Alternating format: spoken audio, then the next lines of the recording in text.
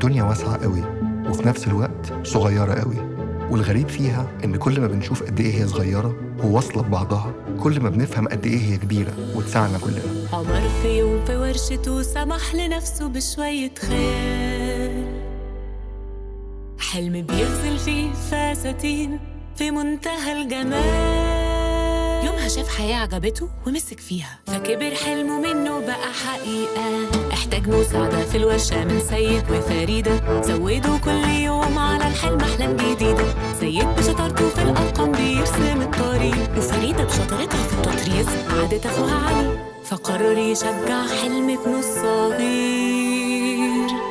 لما سيد بقى يقدر ساعد أميرة أخته الكبيرة تعمل أكل الزراعة تساعد بيها ناس كتيرة، وبكده كبرت مزرعة علا وكريم وكمان شهير.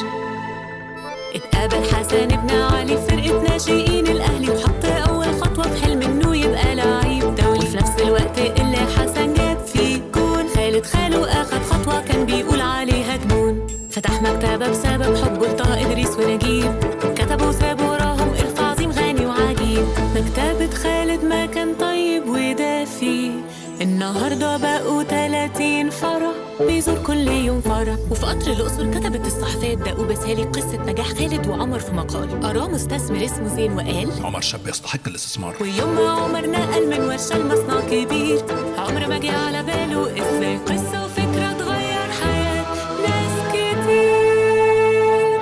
ففهم يومها إن نجاحه ونجاحنا كلنا مربوط ببعضه، فاب مصر النجاح بيبني نجاح.